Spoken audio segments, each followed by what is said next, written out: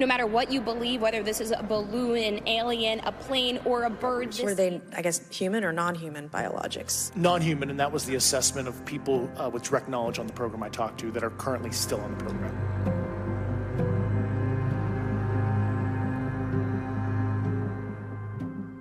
A video surfaced online showing what appears to be a UFO sighting in Bucharest, Romania, on August 24, 2023. Shared by Reddit user Firewater Life, the footage shows a small dark object moving across the sky.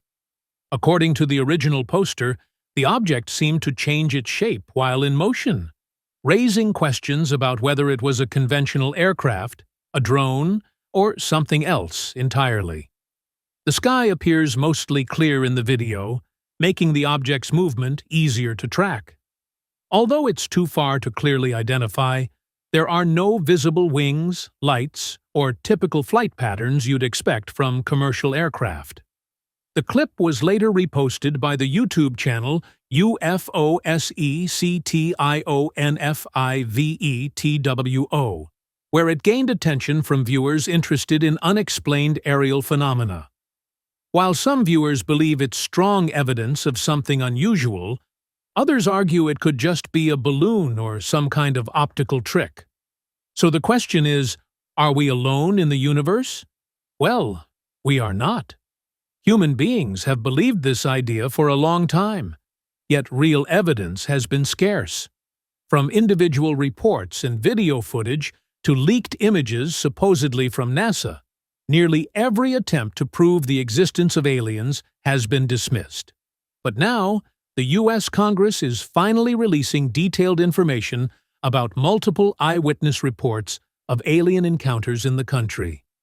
So why is Congress deciding to speak up now? And who are the people stepping forward to share what they've seen?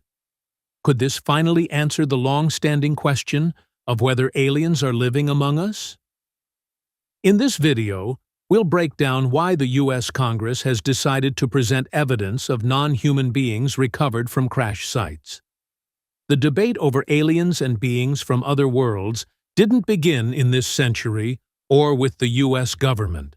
Since ancient times, different texts, stories, and legends have pointed to the idea that humans have had contact with extraterrestrials. Mysterious structures like the pyramids and Stonehenge continue to raise questions.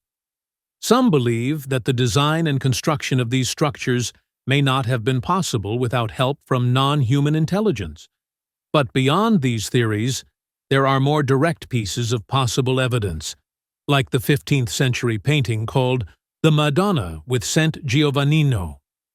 In this artwork, right behind the Virgin Mary, there appears to be a flying object in the sky.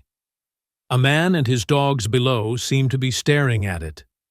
The painting has led many to wonder if sightings like this happened even centuries ago, and if aliens have been with us all along.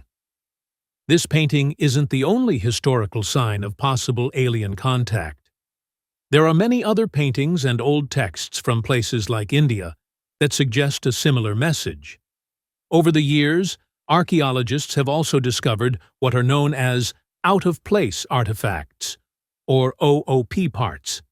These are items that don't match the time period in which they were found. Imagine someone digging up an AK-47 only to find it buried 200 feet below the ground and carbon dated to be 500 years old. That shouldn't happen, since the AK-47 didn't exist before 1947. But objects like this have been uncovered. One example is from 1991, when some very small, coil-shaped pieces were found near a Russian riverbank, buried about 40 feet underground. These pieces looked advanced, possibly even made with tools we use in modern nanotechnology. The strange part? Dating methods showed they were around 23,000 years old. All of the parts were clearly made, not natural. So it raises an important question. How could humans have built something that complex so long ago? One possible answer is that these items were created by a highly advanced civilization. one that may not have been from Earth. But alien sightings haven't been limited to ancient times. In recent years, there have been many reports of UFOs in modern America.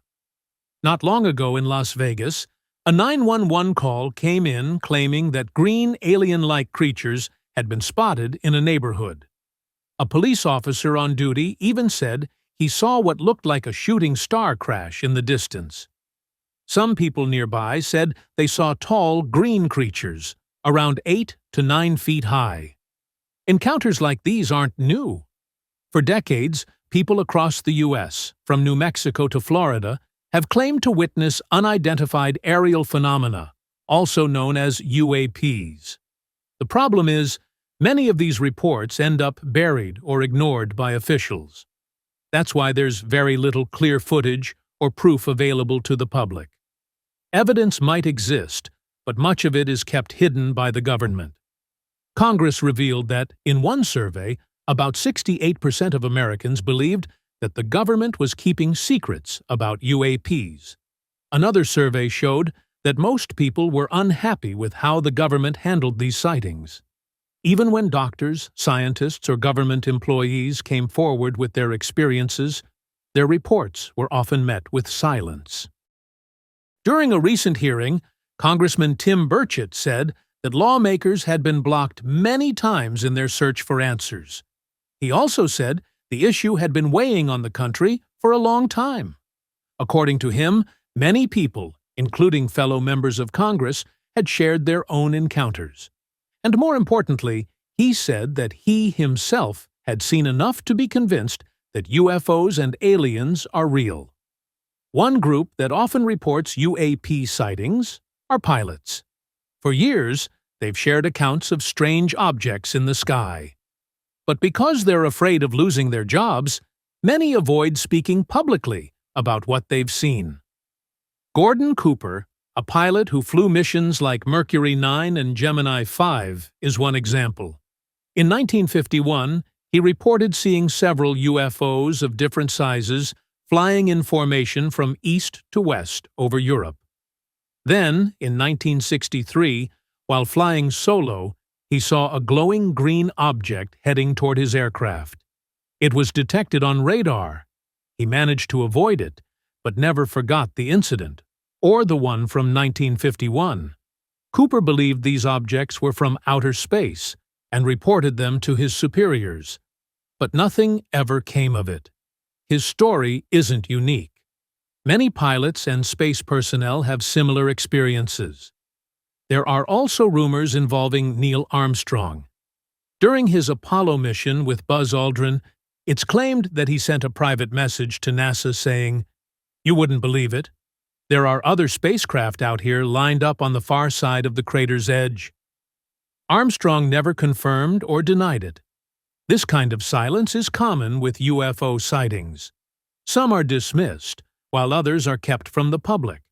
That's part of why the U.S. Congress held a public non-profit hearing on UAPs in 2023. The goal was to give pilots a platform to share their experiences without fear. This hearing wasn't organized by the government, but was meant to help pilots, civil servants, and others affected. Former Director of National Intelligence, John Ratcliffe, told CNN that the government knows more than it shares. He said, "There are a lot more sightings that have not been made public, and so people have been left in the dark for far too long." The hearing aimed to change that by letting eyewitnesses speak and confirming what's been kept secret. Before testifying, witnesses were sworn in.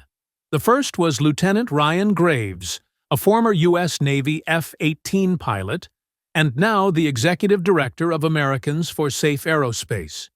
He said he was representing over 30 commercial and military air personnel who've shared similar encounters. According to him, these sightings are becoming more common. He said that both military and commercial pilots face these incidents often, and that puts them at risk. He also criticized the government for over-classifying information that could help the public understand what's going on. Graves shared his own story from 2014, when he was an F-18 Foxtrot pilot based in Virginia Beach. After upgrades to the aircraft, his radar started picking up strange signals. At first, he thought it was a malfunction, but it wasn't. The object appeared to be a dark gray cube inside a clear sphere, about 5 to 15 feet wide. It came within 50 feet of their aircraft. Their commander ordered them back to base, but the incident wasn't mentioned again, and pilots were told not to report such sightings. Graves said these encounters became more frequent, and pilots were warned about the risks. He later founded Americans for Safe Aerospace to give pilots a place to share these stories. Many of the reports come from experienced pilots flying in lower Earth orbit or at altitudes around 40,000 feet.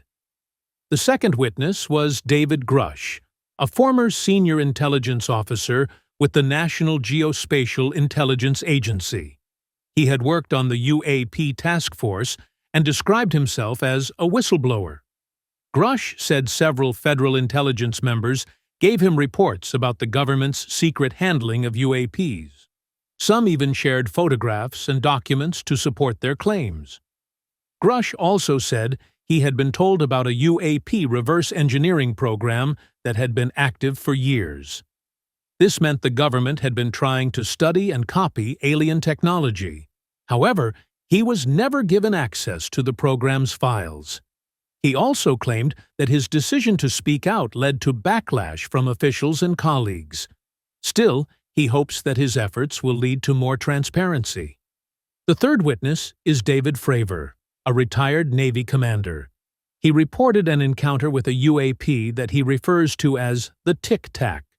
This happened in 2004 when he was the commanding officer of the Navy Strike Fighter Squadron 41. One day during air training preparations, he and his wingman were redirected and informed that the exercise was canceled. Instead, they were sent to investigate an unidentified object at a specified location in midair. According to Fravor, the controller didn't know what the object was and didn't provide much information. The only detail they received was that this object had been showing up on radar for over 2 weeks. It would drop to an altitude of 20,000 feet and hover for a while before shooting straight up to more than 80,000 feet. For context, 80,000 feet is near the edge of space, so the object was moving from space into the atmosphere and then back out again. When Fravor and his team arrived at the location, they noticed some disturbance in the water off to the right side of their jet.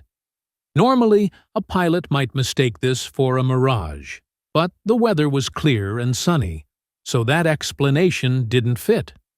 When they looked more closely, they saw a small white object, shaped like a tic-tac, moving erratically just above the water.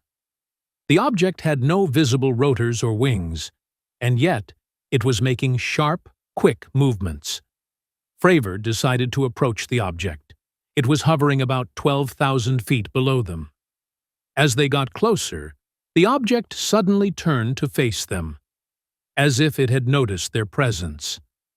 They kept moving toward it, but when they got within half a mile, the object accelerated instantly and vanished. At the same moment, the radar signal from the object also disappeared. Another wingman, flying about 8,000 feet above, also lost visual and radar contact with the object. Just as they were preparing to return, the controller radioed in to say the object had reappeared, this time 60 miles away.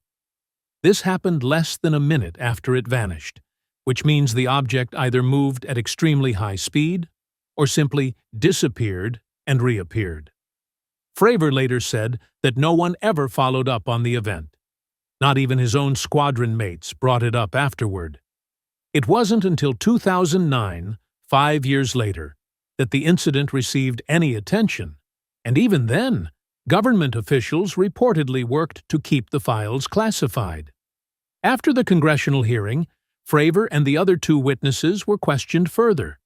They were careful in their answers, possibly to avoid conflict with any agencies or the government. Still, they confirmed that the government knows much more than it has shared with the public.